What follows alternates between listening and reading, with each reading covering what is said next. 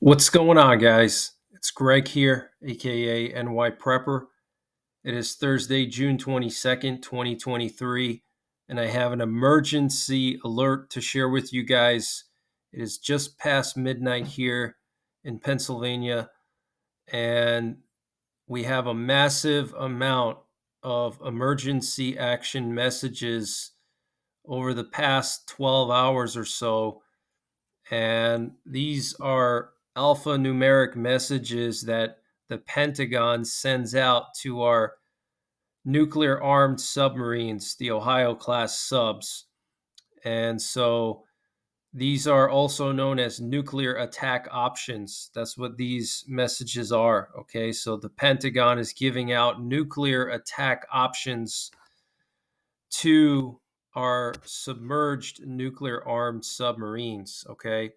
So there were over 60 of them yesterday on June 21st, which is just a massive amount in a 24-hour period. That is massive. Um, I actually was first reporting on this in my last update. Some of you guys may remember that I mentioned that nuclear attack options were on the rise. I was mentioning that the emergency action messages were increasing. I don't know if it was my last update or if it was like the update before that one, but there were like 30 of them earlier yesterday, and now we're way past 60, which is just huge, guys. Anything more than 30 in a 24-hour period is definitely elevated.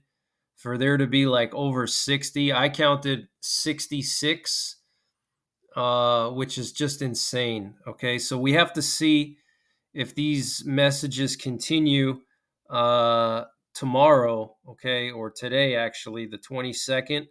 I'm going to be monitoring these messages and I'll keep you guys updated, but wanted to just do this emergency alert. This is very serious. Usually, when this many messages are sent out, it's because something is about to happen and the US has intelligence. And so they're sending out these nuclear attack options to our subs.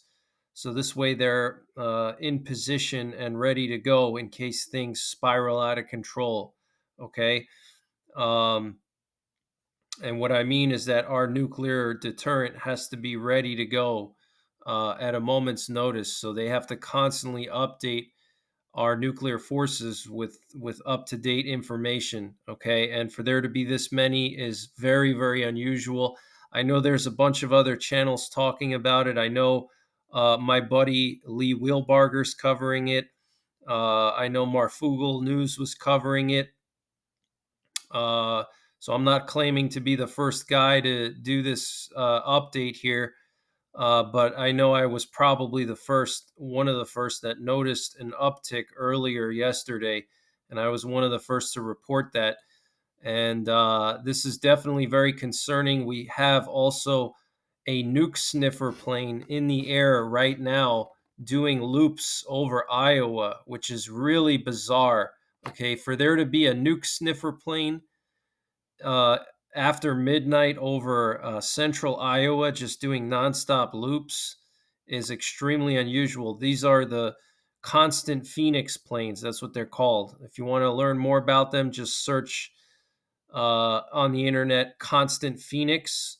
These planes have special uh, tools on board that they can use to detect trace amounts of radiation in the air. Okay, and the best way I could describe to you how these planes work is they have like these almost like gills. Okay, think of like a fish swimming through water. They have gills so they can get oxygen, and the water goes through the gills, and they pull the oxygen out of the water through their gills. It's kind of the same thing. They have these gills where air goes through the plane, and then they have machines that can sample that air that goes into the plane through those gills and see if there's any radiation in the air. So I don't know if this is related to the Zaporizhia nuclear power plant. There's been a lot of talk about something happening over there. some kind of an event, a meltdown, or intentional or unintentional meltdown over there. So I don't know if this is related to that, or if Russia's planning some kind of huge airstrike, or if Russia's planning potentially a nuclear strike. I don't know. I'm just giving you my opinions. I'm not saying this is going to happen. I'm sharing my opinion. Okay. I'm not saying that Russia's about to launch a nuclear strike. I'm not saying that the nuclear power plant is going to melt down. I'm not saying any of that. Okay. I'm just sharing my opinion that potentially that could be related to that or something else. I don't know. But usually when there's this many messages, it means something is happening or about to happen or has happened. The only thing that I could find, I know that there was some kind of a violation of Estonian airspace or air agreements, that Russia didn't notify Estonia that they were going to be flying through or something. And Estonia scrambled some fighter jets to intercept this Russian plane. It was a Russian Navy plane. It was a Tu-134, and it belonged to the Baltic Fleet, okay, which is in Kaliningrad. But here's a list of all those emergency action messages, okay?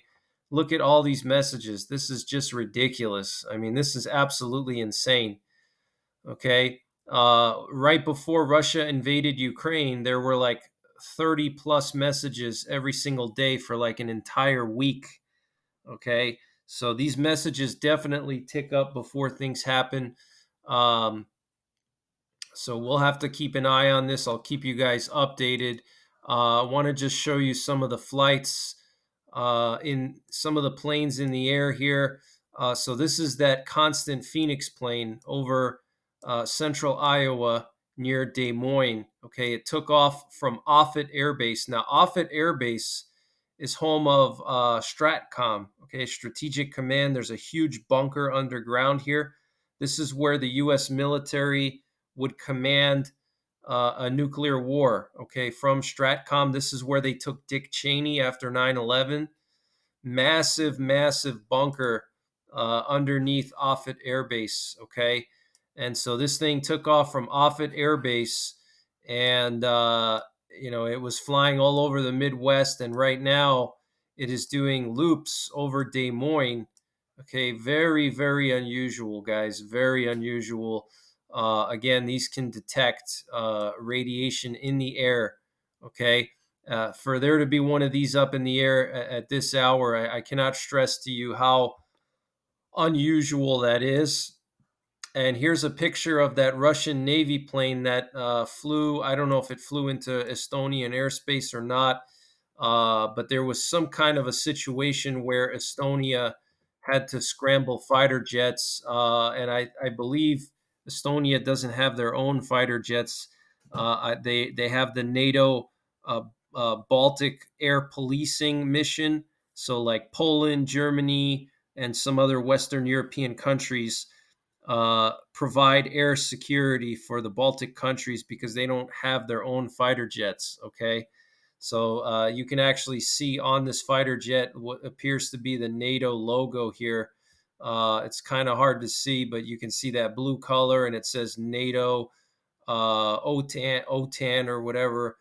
They have like NATO on the top and then OTAN underneath. And this just says Baltic Fleet, and this is a Tu-134. From what I could find about this plane is that the Russians use this to train their bombers, train their bomber crews. Okay, they use this to like replicate one of their nuclear bombers, and they train with it. But this could also be a VIP plane. I don't know. I'm not saying that this plane violated Estonian airspace. Okay, I'm not saying that. I'm saying I don't know. Something happened in Estonia. Maybe you guys can do some more research and figure it out for yourself. I don't want to make any categorical statements here because the YouTube police is watching me. I'm just presenting you what I know, and you be the judge for yourself. But very serious situation, guys. I'm going to continue to monitor it, And if I have any other updates, I will definitely share them with you guys. But just make sure you're getting prepared. Anything can happen. Tensions are extremely high. Lots of nuclear war rhetoric being thrown around by Russia. Just nonstop. Lots of Russian politicians are now calling for changing the Russian nuclear war doctrine so they can use nuclear weapons more easily. And obviously, they want to do that so they can use them against Ukraine. Because Russia's conventional forces have been decimated, and the only way they could potentially win would be with using nuclear weapons or something, something very powerful to level the playing field. Because conventionally, they're just not going to be able to win the war, or at least stop Ukraine from attacking and taking their land back, because Ukraine is basically getting unlimited resupply from NATO and the United States. And as long as that happens, Russia cannot out endure the United States and Europe. I mean, the US and Europe have so much more financial resources, they have much better equipment. So in the long run, Europe and the U.S. would win if we're talking about just grinding it out in a long-term war. Russia doesn't have the resources for that. Yes, they have equipment; they have thousands of tanks still, but those tanks are old and vulnerable to modern anti-tank systems like the javelins. The Ukrainians were able to take out thousands of Russian tanks with just shoulder-fired missiles. You know, um, so anyway, I'll keep you guys updated. But something's going on. Make sure you're getting ready, and check out my nuclear war survival videos. I have a lot of information in there. Also, go to my website, NYPrepper.com. In the reference articles section, I have a ton of information on nuclear war survival. So check that out, including nuclear war targets in the US, Canada, and Europe. Uh, check that out, and I'll keep you guys posted. Take care. God bless. And don't forget the 3 Ps: prepare, practice, and persevere.